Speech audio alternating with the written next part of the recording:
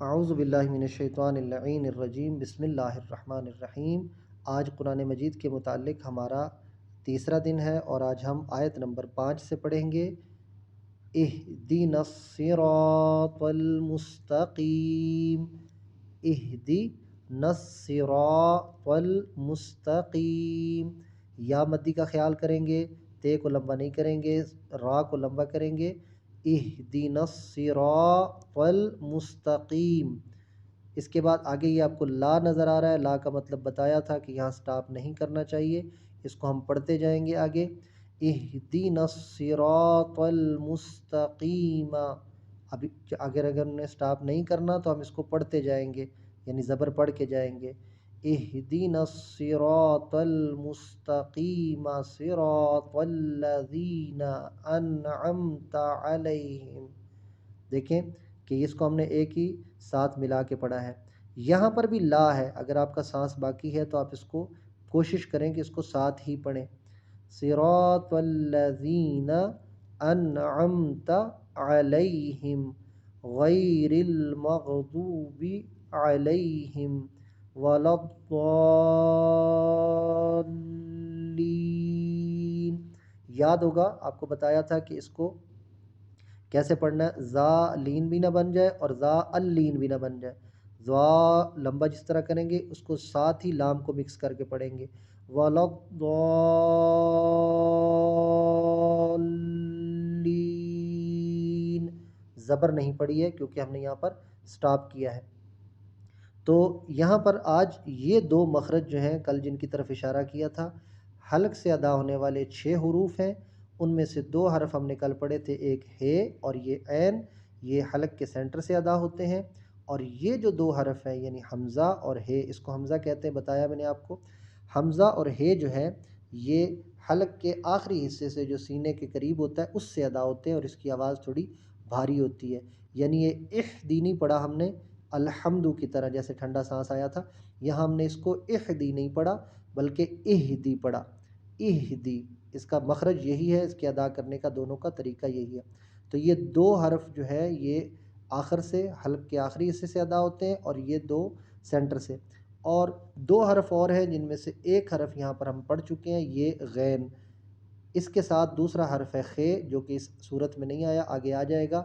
یہ 2 حرف جو ہیں یہ حلق کی ابتدا سے، ادنی حلق اسے کہتے ہیں، وہاں سے ادا ہوتے ہیں، یعنی مغ مغ، اس کو معغ پڑھنے کی ضرورت نہیں ہے، حلق سے بلا وجہ آواز نکالنے کی ضرورت نہیں ہے، یہ حلق کی ابتدا سے ادا ہوتا ہے، مغضوبی مغضوبی۔ تو یہ 6 حرف ہیں، اسی طرح مخ آگے آ جائے گا، خے وغیرہ، تو یہ 6 حرف جو ہیں وہ حلق سے ادا ہوتے ہیں، ان کو حروف حلقیہ کہا جاتا ہے۔ تو یہ 6 مخرج آپ نے انشاءاللہ یاد رکھنے ہیں۔ ایک مخرج جو ہے یہ ضاد کا مخرج ہے، یہ ضاد کا مخرج سب سے مشکل مخرج ہوتا ہے، یہ دال کے قریب قریب اس کی آواز ہوتی ہے، جیسا کہ میں یسن القرآن میں آپ کو اس کی طرف اشارہ کر چکا ہوں کہ جو زبان ہے، زبان کے جو کنارے ہیں، سائڈیں ہیں، ان کو اگر ہم اوپر والے جبڑے کے ساتھ، اوپر والے جو دانتے ہیں جن کو ہم داڑیں کہتے ہیں، وہ جو اوپر والی داڑیں ہیں ان کے ساتھ اگر ہم اٹیچ کریں تو اس کا مخرج نکلتا ہے جو دال کی طرح ہوتا ہے، ولا الضالین ولا الضالین۔ تو یہ ضاد کا مخرج ہے کہ زبان کی سائڈیں جو کروٹ ہے اس کو اگر اوپر والی داڑوں کے ساتھ ملایا جائے تو اس کا مخرج نکلتا ہے۔ اس مخرج کو یاد رکھنا ہے، اور حروف حلقیہ جو ہم نے 6 بتائے ہیں، 2 ادنی حلق سے ادا ہوتے ہیں جو کہ غین اور خے ہیں، 2 وسط حلق سے ادا ہوتے ہیں جو ہے اور عین ہیں، اور 2 اقصی حلق یعنی سینے کے قریب سے ادا ہوتے ہیں جو کہ حمزہ اور ہے ہے۔ تو ان کا مخرج ہم نے خیال رکھنا ہے، بسا اوقات جان بوجھ کر بلا وجہ لوگ جو ہیں وہ گلے کے درمیان سے آواز نکالنے کی کوشش کرتے ہیں، اہدی نہیں ہے، اہدی ہے، یہاں پر الحمد نہیں ہے، الحمد ہے، یعنی یہ سینٹر سے آواز آئے گی، رب العالمین نہیں ہے، رب العالمین ہے، یعنی سینٹر سے، حلق کے سینٹر سے آواز آئے گی۔ اسی طرح یوم الدین پڑھنے کی ضرورت نہیں ہے، یہاں کوئی ایسا حرف نہیں ہے جو حلق سے ادا ہو، تو ان چیزوں کا خیال رکھنا ہے ہم نے۔ اس کے ساتھ میں نے وعدہ کیا تھا کہ آپ حضرات کی خدمت میں تھوڑا سا ترجمہ بھی پیش کروں گا، تو جلدی سے ترجمہ کر دیتا ہوں تمام تعریفیں ہیں اللہ کے لیے جو رب العالمین ہے، یعنی تمام جہانوں کا مالک ہے، پالنے والا ہے۔ الرحمن الرحیم، وہ رحمان بھی ہے رحیم بھی ہے، یہ دونوں ایک ہی مادہ ہے۔ رحمان کا مطلب ہے کہ جس کی رحمت وسیع ہے، کافروں پر بھی ہے، مومنوں پر بھی ہے، دنیا میں سب کو دیتا ہے۔ اور رحیم کا مطلب ہے قیامت کے دن خاص طور پر مومنین پر اپنی نظر کرم کرے گا اور رحمت کرے گا۔ بسم اللہ الرحمن الرحیم میں بھی یہی ترجمہ کرتے ہیں، بڑا مہربان اور نہایت رحم کرنے والا ہے۔ ظاہر ہے جب وہ بڑا مہربان ہے تو وہ ہر ایک کو عطا کرے گا، صرف مومنوں کو نہیں دے گا جیسے دنیا میں دیتا ہے، لیکن رحیم خاص ہے۔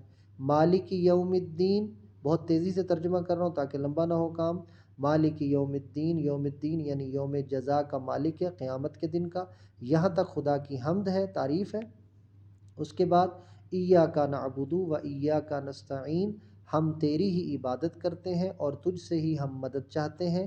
یہ خدا کی بارگاہ میں اخلاص ہے اور اس کی توحید کی گواہی ہے کہ تیرے علاوہ کوئی مدد نہیں کرتا، نہ تیرے علاوہ کسی کی عبادت ہے۔ یہ آخر میں دعا ہے، یہاں سے لے کر آخر تک۔ اہدنا الصراط المستقیم، ہمیں سیدھے راستے کی ہدایت فرما۔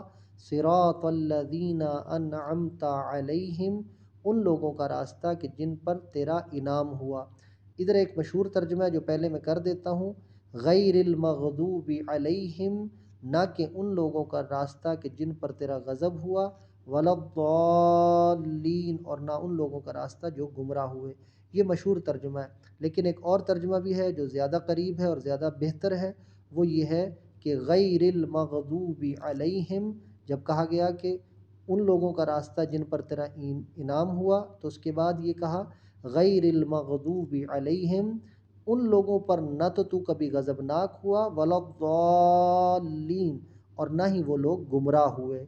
یعنی ان کی صفت بتائی جا رہی ہے جن پر تیرا انعام ہوا، نہ تو ان پر تو کبھی ناراض ہوا اور نہ کبھی وہ گمراہ ہوئے۔